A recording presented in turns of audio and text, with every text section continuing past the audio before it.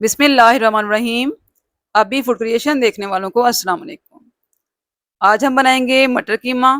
बहुत ही लजीज, बहुत ही जायकेदार बनता है। बहुत सारे घरों में बनाया जाता है।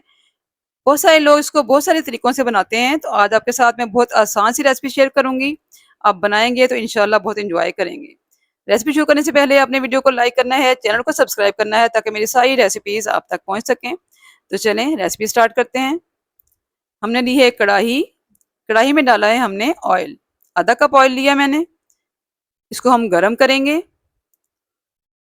ऑयल गरम होने के बाद इसमें शामिल करेंगे हम एक प्याज। बारीक चॉप करके डालेंगे इसको। हमने लिया है एक मीडियम साइज का प्याज। इसको हमने चॉप कर लिया। चॉप करके इसको हमने अच्छा सा फ्राई करना है।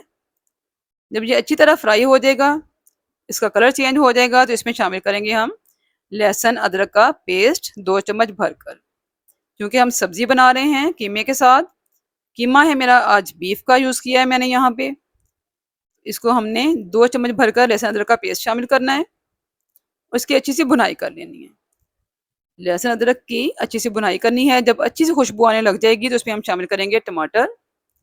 यहाँ मैंने 4 टमाटर लिए हैं। इनको मैंने काट कर शामिल कर दिया। इसकी भी हमने हल्की सी भुनाई करनी है। टमाटरों को हमने सॉफ्ट करना है।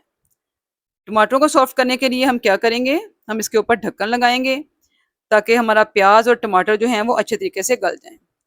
इसको हम दम लगा देंगे थोड़ी देर के लिए हल्की आंच पर।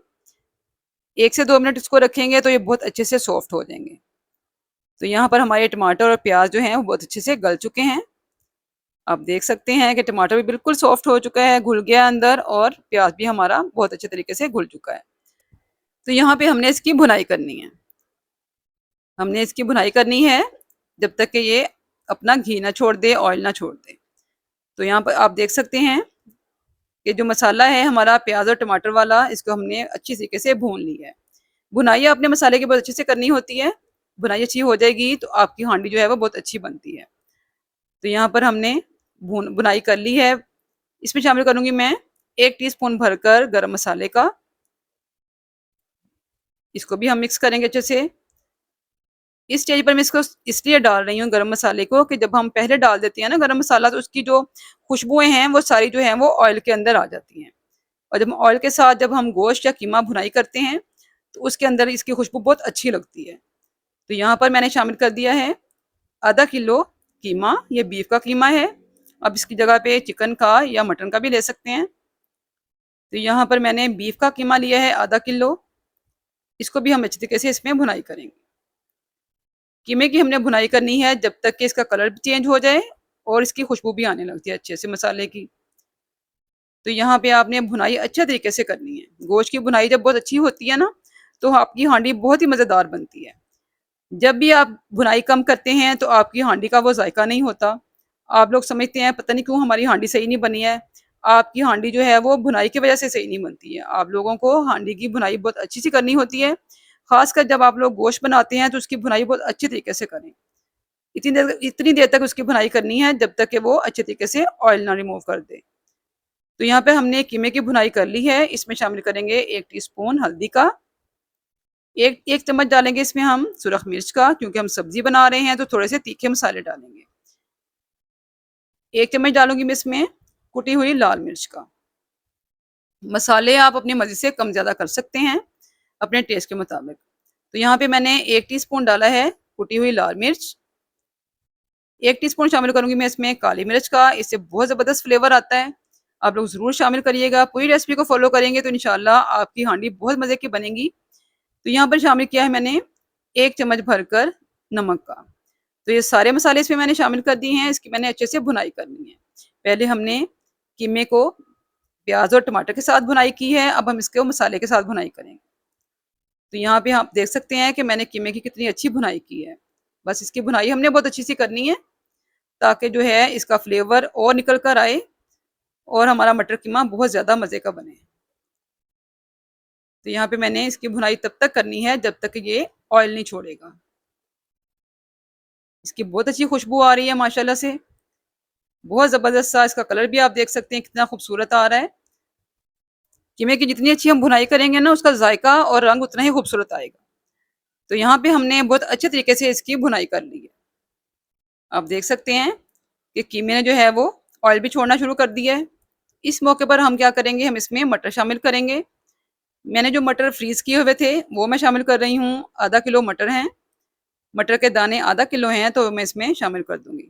ये फ्रीज़ हुए हुए थे, वो मैंने इसमें शामिल किए हैं। फ्रीज़ करके जब हम रखते हैं तो वो पहले से थोड़े सॉफ्ट होते हैं ना, इसलिए मैं इसमें कोई पानी-शानी शामिल नहीं करूँगी। इसको अच्छे तरीके से हम लोग ने मिक्स कर लेना है। मटरों को और कीमे को हमने बहुत अच्छी तरह मिक्स कर लेना है और फिर इसके अंदर शामिल करेंगे हम बहुत अच्छे तरीके से फेंटा हुआ आधा कप दही। आधा कप दही इसमें शामिल करेंगे, क्योंकि हमने इसमें कोई पानी नहीं शामिल किया है। मटर हमारे फ्रीज़ थे, वो हमने इसमें शामिल किए हैं। आप चाहें तो ताज़ा मटर भी ले सकते हैं। आधा कप दही शामिल किया है हमने और इसको मिक्स कर लेना अच्छे तरीके से। दही लगाने से ये होता है, दही डालने से ये इसका मसाला जो है ये कीमे और मटर के साथ वो अच्छे से चिपक जाता है। बहुत अच्छा फ्लेवर आता है और सारे मसाले जो हैं वो आपस में अच्छे तरीके से मिक्स हो जाते हैं। तो इसको हमने लगाया है दम। दही डालने के बाद हमने इसको तकरीबन 10 मिनट का हल्की आँच का दम लगाया है। हल्की आँच पे हमने मटरों को गला लिया है। बहुत अच्छे से हमारे मटर यहाँ पे गल चुके हैं। हांडी तैयार हो चुकी है माशाल्लाह अल्हम्दुलिल्लाह। मटर कीमा तैयार है। इस स्टेज पर हम इसमें शामिल करेंगे सब्ज़ मिर्चें। सब्ज़ मिर्च हम इसमें शामिल करेंगे काट कर।